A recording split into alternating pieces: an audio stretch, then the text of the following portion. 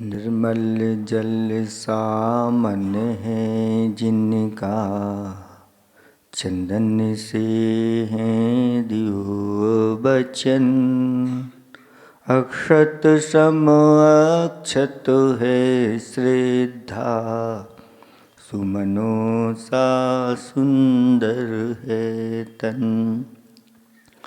नैवेद्य चरित्र ज्ञान है दीपक, वसु विधि करते धूप दहन।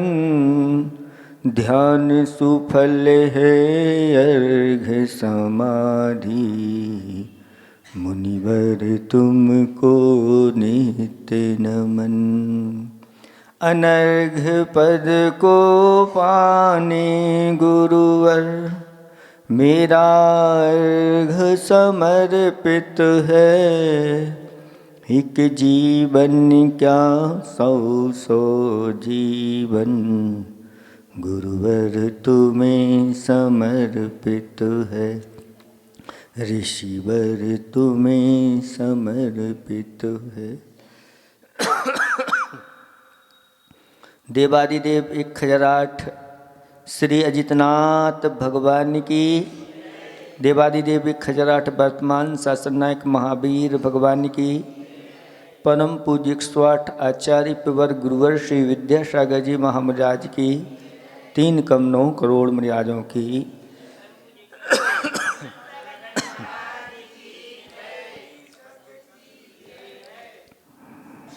धर्म स्नेही बाबात्माओं, आचार्य भगवंतों ने श्रावक के 6 आवश्यक बताए हैं। उन 60 आवश्यकों में एक स्वाध्याय भी आवश्यक है। अभी हमारे पास निवेदन करने के लिए लोग आए, महाराज जी प्रवचन के लिए चलिए।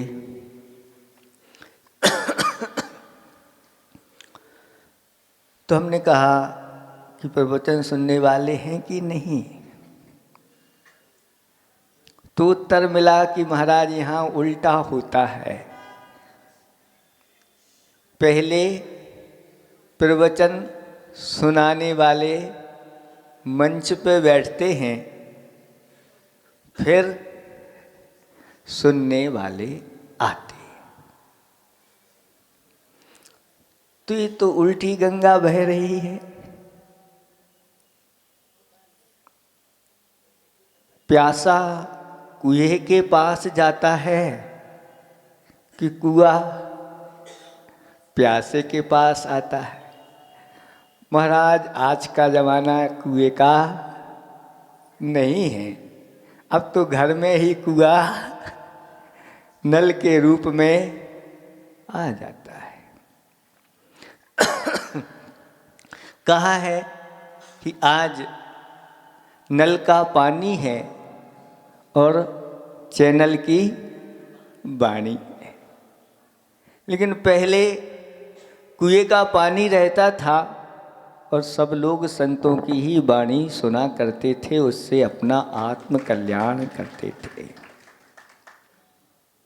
लेकिन धीरे धीरे यह संसारी प्राणी प्रमादी होता जा रहा है।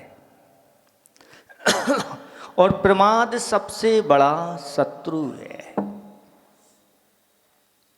पहले परिश्रम करता था व्यक्ति, स्वस्थ रहता था। सुबह से वह चक्की चलाता था, जिससे माध्यम से शरीर का पूरा व्यायाम हो जाता था। शुद्धि के लिए बाहर जाता था तो घूमना हो जाता था।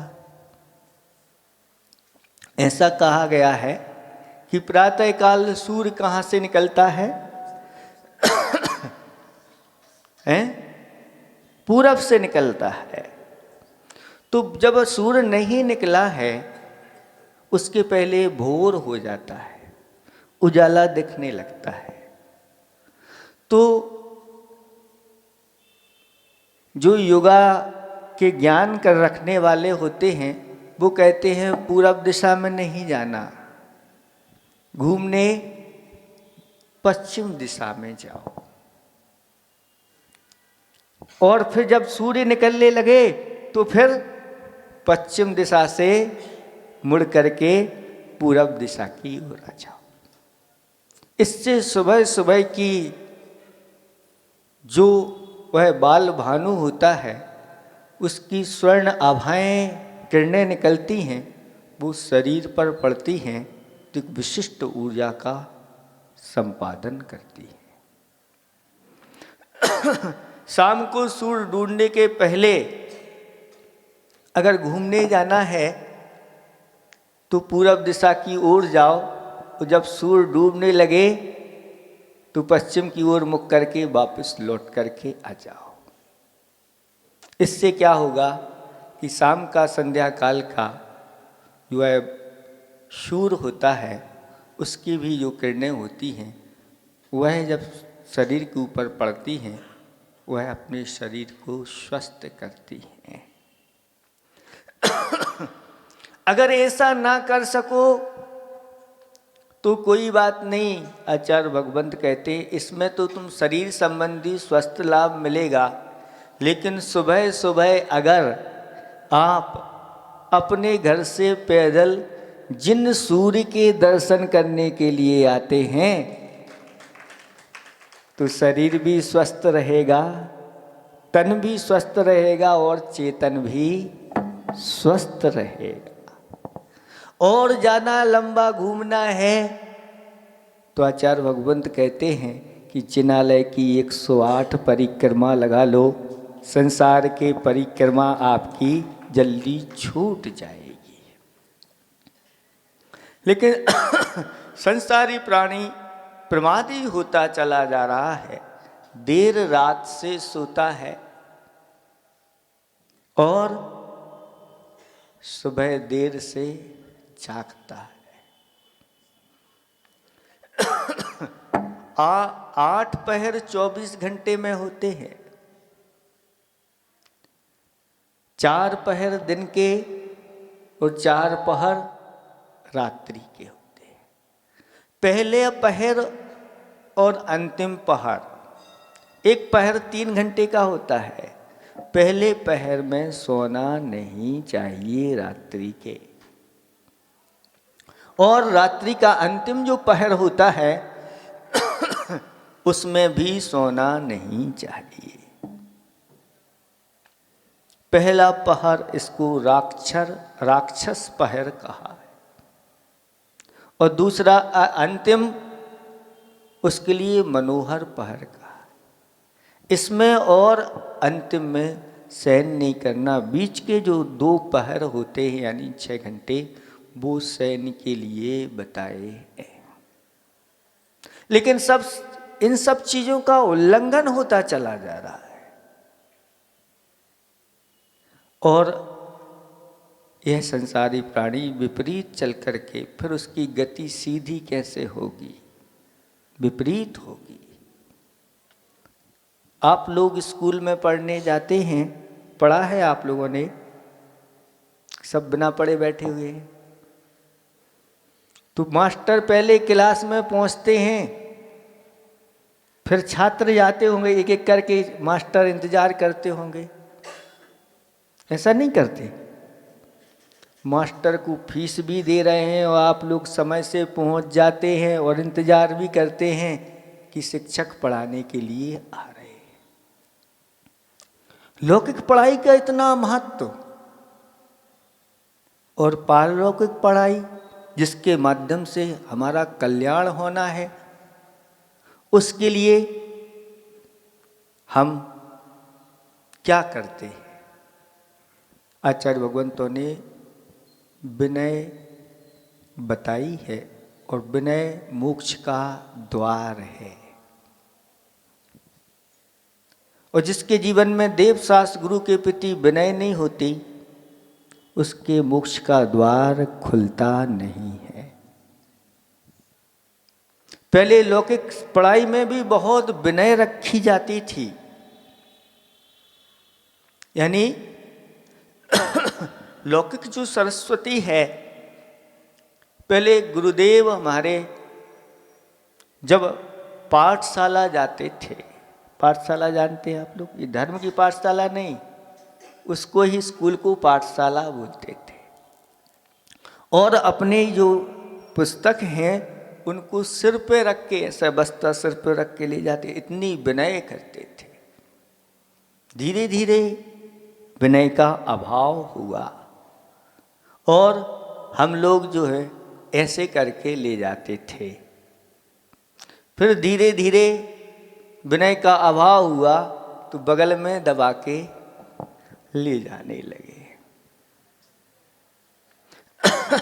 फिर धीरे धीरे वह सरस्वती बोझ लगने लगी तो उसको पीठ पर रख के ले जाने लगे, लेकिन पीठ का बस्ता धीरे धीरे खिसकता गया और अब नीचे पिट्ठू बैग लटकने लगे।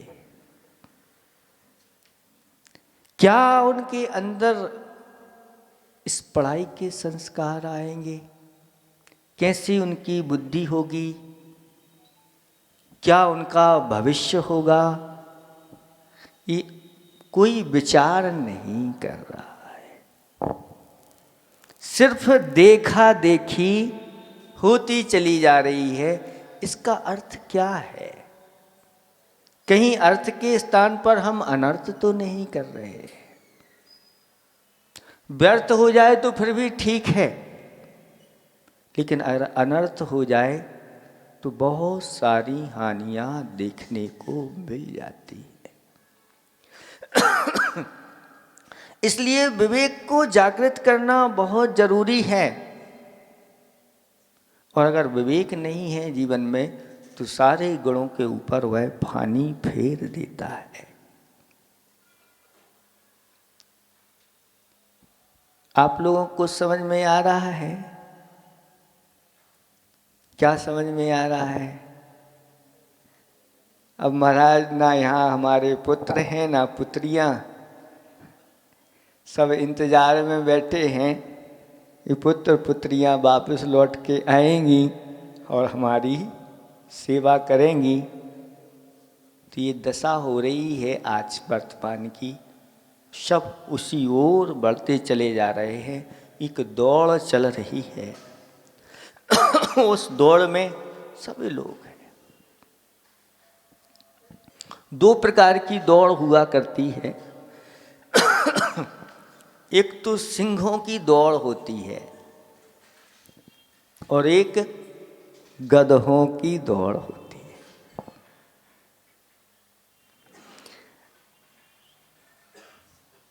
हुआ यूं कि एक सिंह गधों की दौड़ में शामिल हो गया और एक गधा सिंह की दौड़ में शामिल हो गया। दोनों दौड़ें हुई।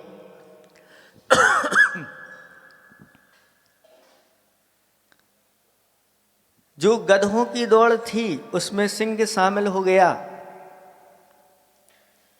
सिंह शामिल तो हो गया, लेकिन दौड़ गधों की ही कहलाती है कि गधों की दौड़ हो रही है। और एक सिंहों की दौड़ हो रही है, उसमें गधा शामिल हो गया, तो भी लोग कह रहे हैं ये सिंहों की दौड़ है। जब गधों की दौड़ हुई तो जो सिंह था वह फर्स्ट आ गया।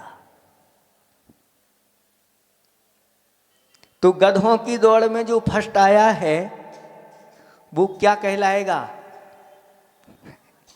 गधा शिरोमणि या महागधा। जो फर्स्ट आया है ये गधों में भी महागधा है। और जो सिंहों की दौड़ में गधा शामिल हो गया था वह हार गया, लेकिन लोगों ने पीठ ठोकी ये भी सिंह है। समझ में आ रहा है आप लोगों को किसकी दौड़ हो रही है और किस में हमें शामिल होना है? ये अब विवेक लोग खो चुके हैं। इस विवेक को जागृत करना है तो हमें स्वाध्याय करना आवश्यक है। तो हमने सोचा चलो अपन स्वाध्याय कर लेते हैं। आज प्रवचन नहीं दे करके स्वाध्याय कर लेते हैं। स्वाध्याय 5 प्रकार का होता है। वाचना, पृच्छना, आमनाय, अनुप्रेक्षा और धर्मोपदेश। किसी ग्रंथ को आचार्य प्रणीत ग्रंथ है उसको खोल करके और शब्द अर्थ के साथ उसको प्रदान करने का नाम वाचना है। आप लोग कहते हैं महाराज वाचना कर लो, अब शीतकालीन प्रारंभ हो गया है, यानी कोई शास्त्र हमारे लिए पढ़ा दो, ये वाचना कहलाती है। दूसरे नंबर का स्वाध्याय होता है पृच्छना। पृच्छना का अर्थ होता है जो आपकी जिज्ञासाएं हैं अथवा आपका कोई विषय है उसको पुष्ट करना है, तो आप हाथ जोड़ करके महाराज से प्रश्न पूछते हैं और प्रश्न का वह गुरु महाराज उत्तर देते हैं। और ऐसे प्रश्नोत्तर मालिका चलती है तो वो भी एक स्वाध्याय माना जाता है। तो हमने सोचा कि चलो आप लोग कोई प्रश्न पूछो और हम उसका उत्तर दें तो अपना स्वाध्याय हो जाएगा। प्रवचन तो डेली सुनते ही है। हाँ, किसी की कोई जिज्ञासा हो तो पूछें।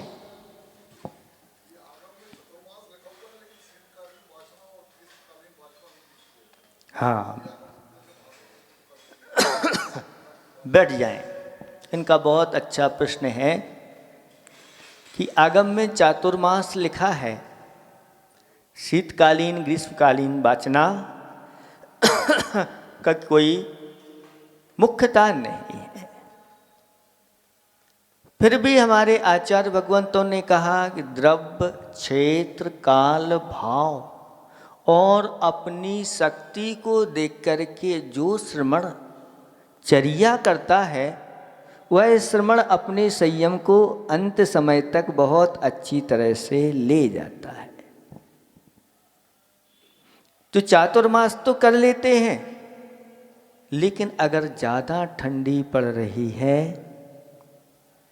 शीत का प्रकोप बढ़ गया है, तो आचार्य भगवंत कहते हैं ऐसे में विहार नहीं करना, नहीं तो बीमार पड़ जाओगे। संयम से हाथ धो सकते हो।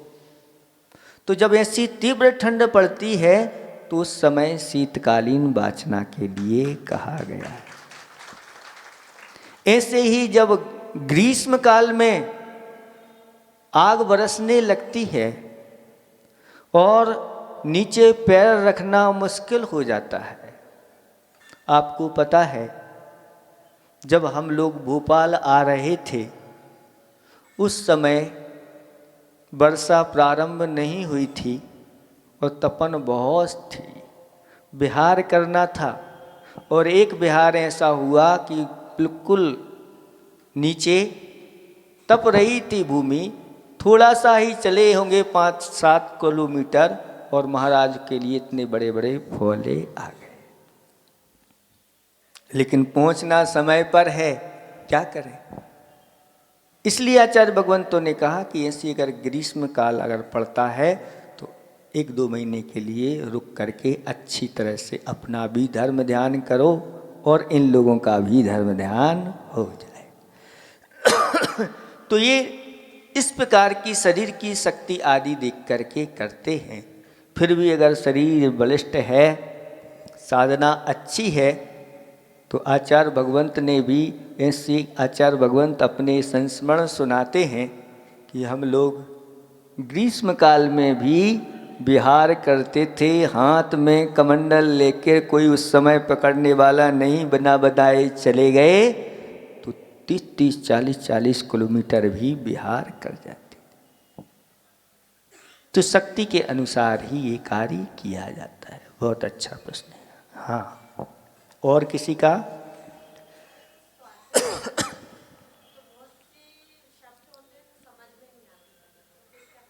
हाँ, बहुत। स्वाध्याय करते समय बहुत सारे शब्द समझ में नहीं आते। कुछ ऐसे जिनके बारे में हमें उसका अर्थ पता नहीं होता, तो आचार्य भगवंत इस प्रकार से करते हैं, स्वाध्याय तो करते चले जाओ।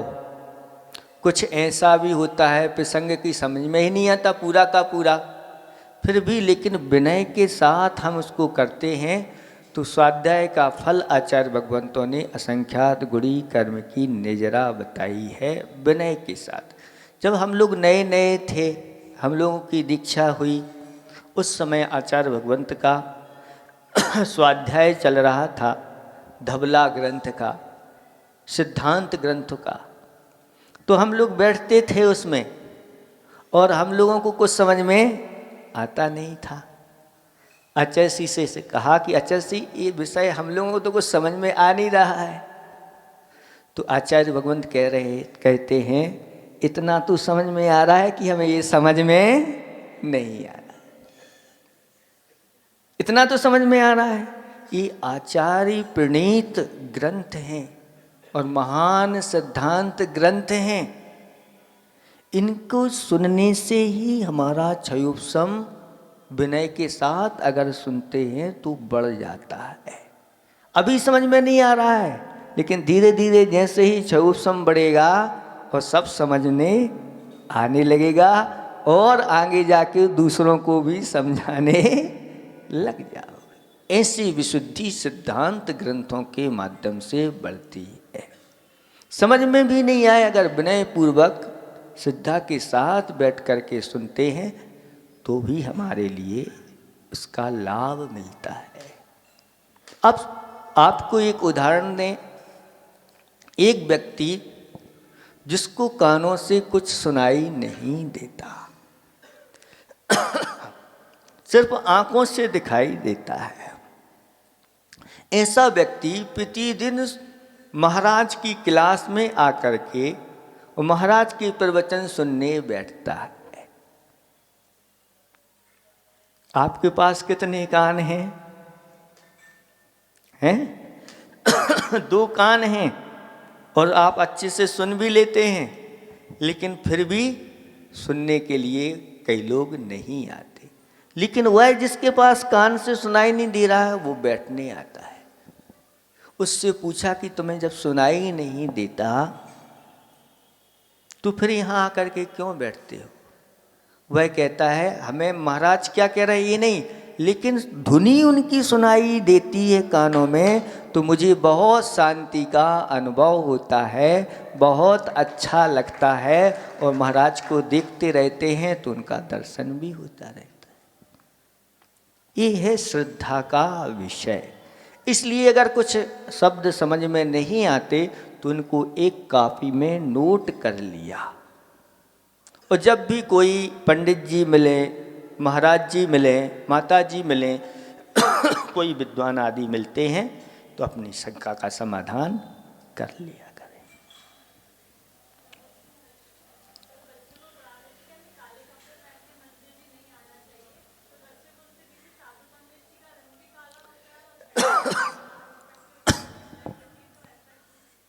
हाँ, बहुत अच्छा प्रश्न है। कलर एक अपना विज्ञान रखता है, और हमारे यहाँ 6 लिस्याएँ बताई हैं। भाव लिस्या और द्रव्य लिस्या। ये कलर जो है ये द्रव्य लिस्या के प्रतीक हुआ करते हैं। काला काला कलर, वो काला भास कृष्ण लिस्या का प्रतीक है। लेकिन ये सभी जगह नहीं घटता। हम फिर ये कहने लगे कि महाराज हमारे भगवान भी तो काले हैं, वो कृष्ण लीसा के प्रतीक हैं क्या? नहीं, भगवान तो काले हैं लेकिन उनकी लीसा शुक्ल लीसा होती है। द्रव्य लीसा होते हुए भी उनका काला रंग असुंदर नहीं लगता, बहुत सुंदर लगता है। उस काले रंग की भी आभा ऐसी होती है और वो मनोज्ञ और सुभग नाम कर्म होता है कि उनको लोग देखते रहते हैं, इसलिए वह कृष्ण लीसा का प्रतीक नहीं होता। लेकिन काले वस्त्र पहन करके मंदिर आना, धर्म के कार्य करना, आहार आदि दान करना, इन सब के लिए स्वाध्याय आदि करने के लिए मना किया है, क्योंकि यह काले वस्त्र अच्छे शुभ नहीं माने जाते। और अगर कोई पहन करके निकल जाता है तो विशेष आकर्षण का केंद्र बन जाने के कारण से सामने वाले के परिणाम कृष्ण लीसा जैसे हो जाते हैं। और एक अपनी धर्म की ड्रेस हुआ करती है। शास्त्रों में वर्णन है कि पीत या श्वेत ऐसे वस्त्र धारण करके अगर हम धर्म का अनुष्ठान करते हैं तो हमारे लिए अच्छे परिणाम मिलते हैं, स्वयं के लिए भी, उसके माध्यम से दूसरे के लिए भी। इसलिए काले वस्त्र नहीं पहनना। पहले डाकू लोग हुआ करते थे, वह काले वस्त्र काली पट्टी बांध करके काला तिलक लगा करके काले काम किया करते थे।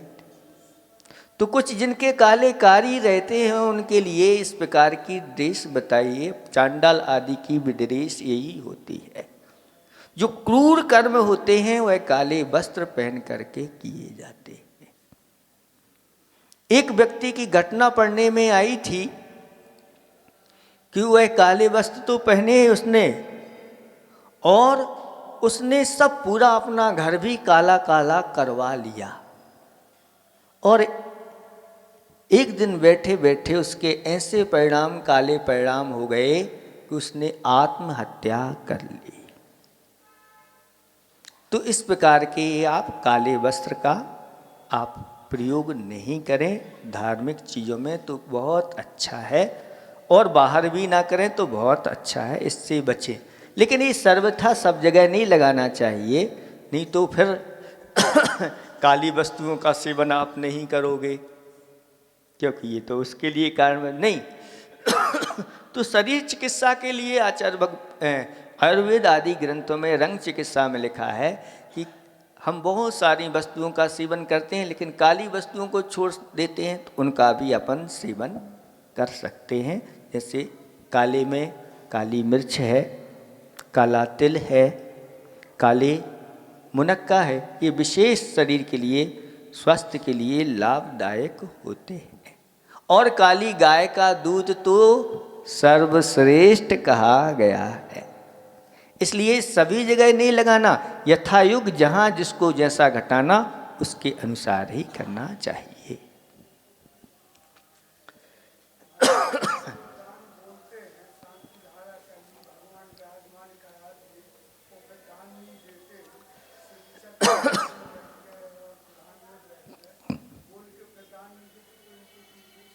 हाँ, बहुत अच्छा प्रश्न आया है। जो विधान आदि में बैठ जाते हैं, दान बोल देते हैं लेकिन दान नहीं देते, तो आचार्य भगवान कहते हैं उसका उनको फल नहीं मिलता, और उल्टा वह कुफल मिलता है। कहते हैं निर्माल्य का दोष उनके लिए लगता है, और ये आगे उनकी पूजा पाठ, उनके धन आदि वृद्धि में ना कारण बन करके वह आगे जाकर के दरिद्रता के लिए कारण बन जाता है। इसलिए जब भी दान बोलो तो भैया उनसे कह दो हम इतने समय के अंदर इसको हम देंगे, तो आप सुरक्षित रहोगे। और आप अगर नहीं देते तो फिर उसका फल अगर बाद में हमने दिया तो जितने आप लेट होते चले जाते हैं, इससे ही फिर वह फल भी जब उदय में आता है तो घोषणा हो जाती है कि आपको राजा बनाया जाएगा। तो राजा बनाया जाएगा इतनी घोषणा तो हो गई, लेकिन राजगद्दी नहीं मिल रही है, क्योंकि राजगद्दी जिस पे बैठा है वो छोड़ ही नहीं रहा है, और जब तक वो राजगद्दी नहीं छोड़ेगा तब तक नहीं। तो ये कर्म ऐसा है कि उसका फल तो मिला है, अगर हमने लेट दिए हैं उसकी राशि जमा की तो ऐसे ही फल भी लेट हो जाते। कई बार बहुत सारे कार्य हमारे बन नहीं पा रहे हैं, उसकी हो गई है सारी की होना है, लेकिन अंतराय पड़ रहे हैं, तो इस प्रकार के कहीं हम अंतराय डाल देते नहीं। लेकिन प्रयास तो ये करना चाहिए कि जब भी हो अनुष्ठान आदि करते हैं, अगर उतना हम नहीं, जितना बोला उतना नहीं दे पा रहे हैं, उसका 25% 50% तो पहले दे करके फिर हमें विधान आदि की आराधना करना चाहिए, जिसके माध्यम से इसका फल अचिंत्य के रूप में होता है, वो हमें प्राप्त हो। ऐसा करना चाहिए।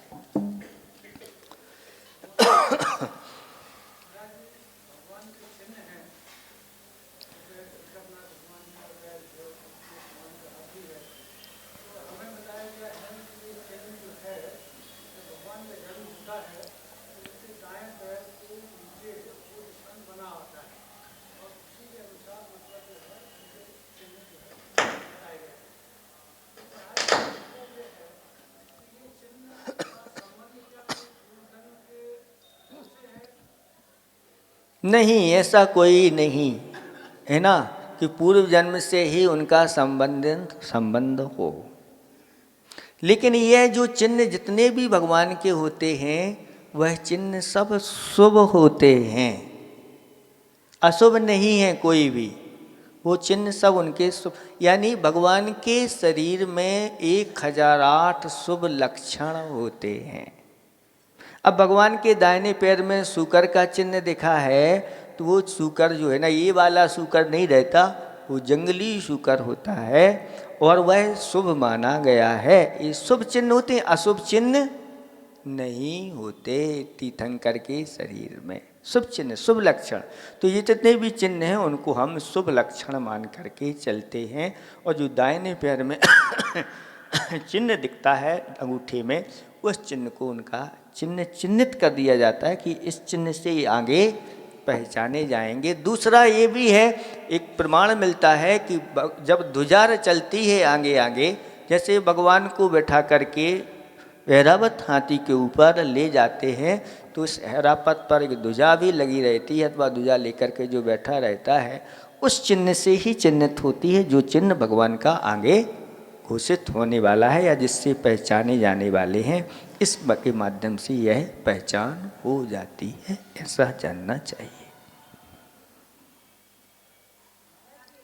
वो पीछे बैठ हैं।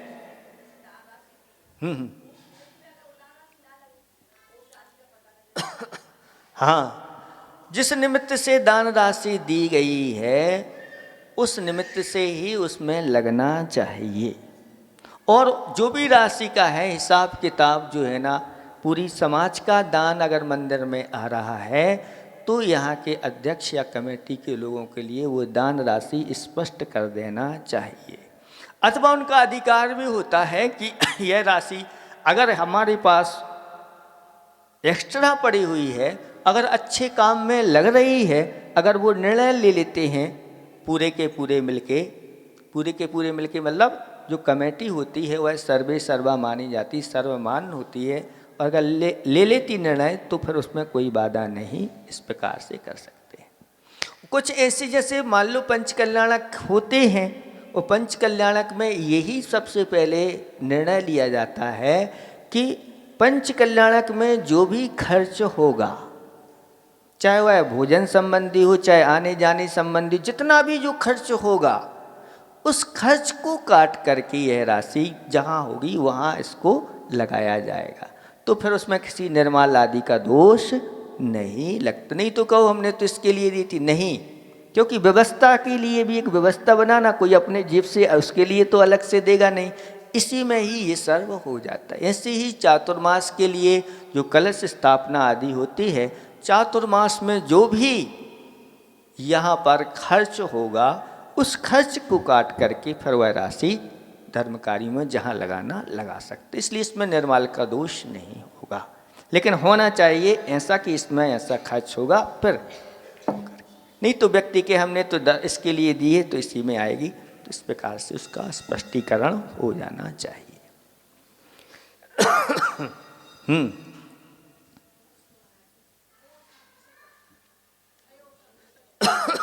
क्षयोपशम किसे कहते हैं? एक क्षयोपशम भाव होता है और एक क्षयोपशम सम्यक दर्शन होता है। इसमें क्षय भी होता है और उपशम भी होता है और कुछ उदय भी रहता है। जैसे देखें क्षयोपशम सम्यक दर्शन के बारे में, क्षयोपशम सम्यक दर्शन किसे कहते हैं? तो अनंतानुबंधी क्रोध, मान, माया, लोभ, ये चार प्रकृतियां होती हैं। मिथ्यात्व, सम्यक मिथ्यात्व और सम्यक प्रकृति, ये तीन प्रकृतियां दर्शन मोहिनी की होती। ये सात प्रकृतियां हो गई। इन सात प्रकृतियों में 6 प्रकृतियां ले लें, सम्यक प्रकृति को छोड़ दें। इन 6 प्रकृतियों का सदवस्था रूप उपशम होता है। सदवस्था रूप उपशम का अर्थ होता है कि अभी ये उदय में नहीं आई है। अब देखें सर्वघाती जो इनके स्पर्धक होते हैं, इनका उदयाभावी क्षय होता है। उदयाभावी क्षय का अर्थ होता है उदय का अभाव होकर के क्षय, उदय में नहीं आना, यानी ये उदय में नहीं आती और क्षय हो जाती हैं, मतलब ये दूसरे रूप में परिणत होकर के निकल जाती है। यानी जो देशघाती प्रकृति सम्यक प्रकृति है, उस प्रकृति रूप उदय में आकर के निकल जाती है।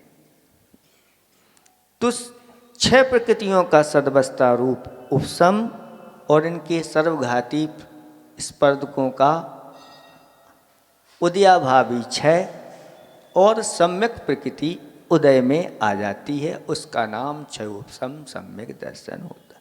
यानी जैसी पावर थी उस पावर के साथ नहीं आती। उदाहरण के रूप में लें, जैसे मेथी है, और मेथी बहुत कड़वी होती है, सीधे डायरेक्ट आप उसको नहीं खाते। पहले क्या करते हैं, आप उसको पानी में गला देते हैं। पानी में गला देने के बाद उसकी कड़वाहट बहुत कम हो जाती है। फिर उसके बाद उसको उबाल देते हैं, तो उबालने के बाद और उसकी कड़वाहट कम हो जाती है। और अब जब उसकी सब्जी तैयार होती तो उसमें आप गुड़ है, किशमिश है अथवा छुआरे आदि डाल देते हैं, तो फिर वह खाने के योग्य हो जाती है, कड़वी नहीं लगती। वही सम्यक प्रकृति का रूप ऐसा हो जाता है। यानी इसके अनंत जो अविभाग थे उसको हमने घटाते घटाते और उसको सम्यक प्रकृति के रूप में ले आए। इसका नाम क्षयोपशम भाव या क्षयोपशम सम्यक दर्शन का ही परिभाषा। समय आपका हो गया, 10:05 हो गए और अपना थोड़ा सा स्वाध्याय भी हो गया। अच्छा लगा कि नहीं? अहिंसा परमो धर्म की, जिन वाणी के ज्ञानते सूझे लोकालोक, सो वाणी मस्तक धरूं सदा देत हूँ धोख। हे जिन वाणी भारती तोय जपू दिन रैन, जो तेरी शरणा गए सो पावे सुख चैन।